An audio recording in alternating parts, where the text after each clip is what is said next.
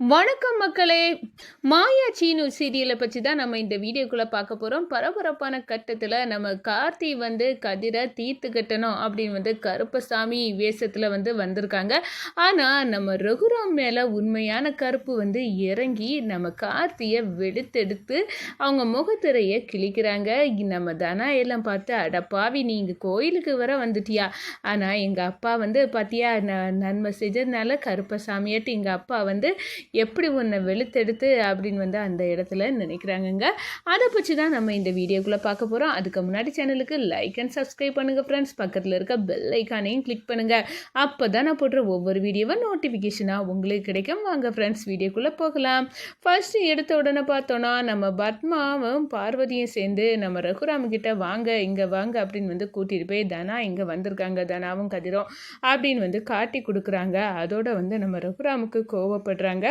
நம்ம தனாவை பார்த்து, ஏன் என்ன நிம்மதியாக இருக்க விட மாட்டியா, எதுக்காக இப்போ இங்கே வந்த அப்படின்னு கேட்க நேரம், கோயில் எல்லாத்துக்கும் பொதுவானது, அப்படி இருக்க நேரம் நான் இங்கே இருக்கக்கூடாதுன்னா சொல்லுங்கப்பா, நான் போயிடுறேன் அப்படின்னு சொல்கிறாங்க. ஏன் எங்ககிட்ட நெருங்கி பழகிடுவோம், எங்கள் கூட என்னை ஏற்றுக்கிடுவீங்க அப்படின்னு பயமாக இருக்கா அப்படின்னு கேட்க நேரம், இல்லை நீ தாராளமாக இருக்கலாம் அப்படின்னு அந்த இடத்துல சொல்லிடுறாங்க. அதோட நம்ம தனாவும் கதிரும் இருக்காங்க. அந்த இடத்துல தான் நம்ம பாட்டி யோசிக்கிறாங்க. ரகுராமனுக்கு அவங்க பொண்ணு தனா மேல நல்லாவே பாசம் இருக்கு. அதனால 2 பேரும் சேர்ந்து ஒட்டி உறவாடி இருக்கும்படியே நம்ம பார்த்துக்க வேண்டியது நம்ம பொறுப்பு அப்படின்னு நினைக்கிறாங்க.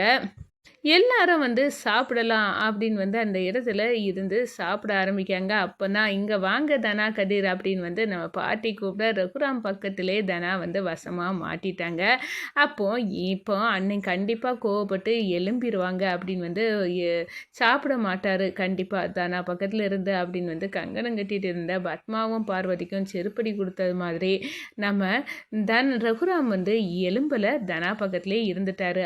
நம்ம பாட்டி நினைக்கிறாங்க அவனுக்கும் அவன் மகா பக்கத்தில் இருந்து சாப்பிடணும்னு ஆசை இருக்குதான் செய்கிற. நம்ம ரகுராமுக்கு மகா மனசில் நல்லாவே பாசம் இருக்குது அப்படின்னு அந்த இடத்துல புரிஞ்சுக்கிட்டாங்க.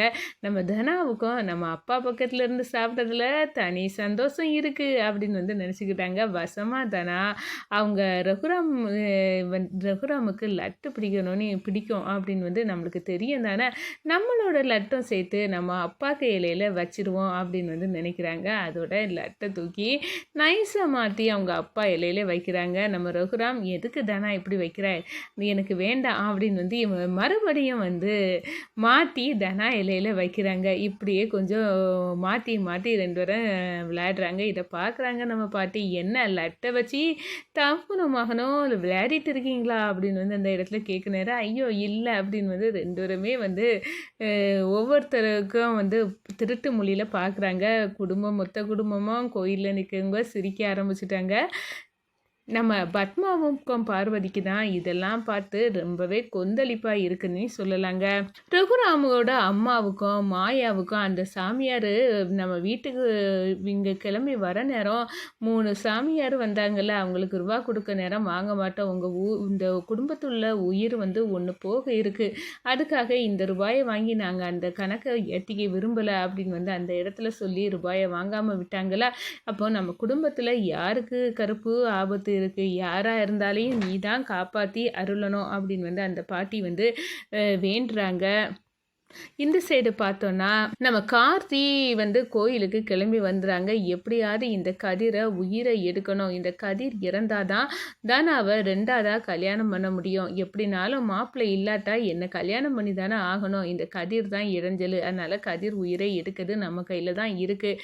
எப்படியும் இன்னைக்கு நைட்டு கருப்பு வரும்ல, கருப்பசாமி நைட்டு சாமியாட போகுது. ஆனால் அங்கே கருப்பசாமியாக நான் தான் களம் இறங்க போகிறேன், இறங்கி ஒரே வெட்டா அந்த கதிரோட தலையை வெட்ட போகிறேன் அப்படின்னு அப்படியே கங்கணம் கட்டி வச்சுக்கிட்டு இருக்காங்க. நம்ம கதிரும் தானாவோ பாட்டி வந்ததில் சந்தோஷம், நாங்கள் இனி இங்கேருந்து கிளம்ப போகிறோம் ஊருக்கு அப்படின்னு சொல்கிறாங்க. நாங்கள் எங்கள் கோயிலுக்கு குடும்பத்தோடு வந்தாச்சு, நான் இங்கே சந்தோஷமாக இருந்தாச்சு பாட்டி, இனி எங்களுக்கு என்ன வேலை, நாங்கள் கிளம்புறோம் அப்படின்னு சொல்ல நேரம் தான், ஐயையோ போகக்கூடாது, இன்னைக்கு நைட்டு நம்மளுக்கு காட்டில் உள்ள கருப்பசாமி இன்னைக்கு நைட்டில் வந்து குறி சொல்லும், அதெல்லாம் கேட்டுட்டு தான் போகணும் அப்படின்னு வந்து சொல்லிடுறாங்க. சரி இருக்கலாம் தனா அப்படின்னு வந்து கதிர் சொல்ல, தனா அவங்க தான் இருக்காங்க.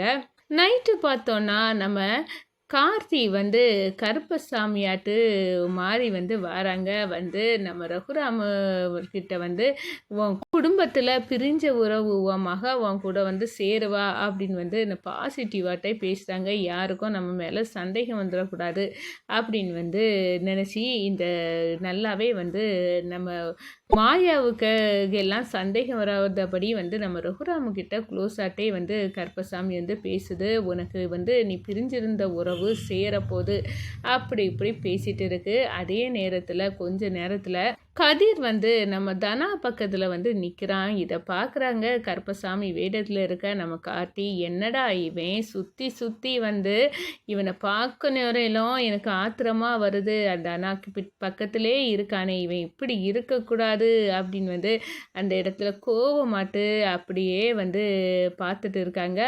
அந்த நேரத்தில் தான் எதிர்பாராத விதமாக ஜல் ஜல் ஜல் நீ வந்து சவுண்டு கேட்குது. எல்லாரும் திருப்பி என்னடா இதுன்னு பார்த்தா நம்ம ரகுராம் வந்து கருப்பசாமியாக வராங்க. அவங்க வந்து என்னது என் கோட்டைக்குள்ளே இப்படி ஒருத்தையும் போலியாக இருக்கானா, அவன் யார், அவன் பொய், அவன் நான் தான் உண்மையான கருப்பு அப்படின்னு வந்து அந்த இடத்துல சொல்கிறாங்க. உடனே கார்த்தியை பிடிச்சி வெளுத்தெடுத்து பார்த்தா, அட பாவி நீயா கார்த்தி, எங்கள் குடும்பத்தை நிம்மதியை கெடுக்க எங்கே வேற வந்து எங்கள் குடும்பத்தை வந்து பழிவாங்க வந்துட்டியா அப்படின்னு வந்து அந்த இடத்துல வந்து நம்ம கதிரை வந்து உயிரை எடுக்காதவாறு நம்ம ரகுராம் வந்து காப்பாற்றிறாங்கன்னே சொல்லலாங்க.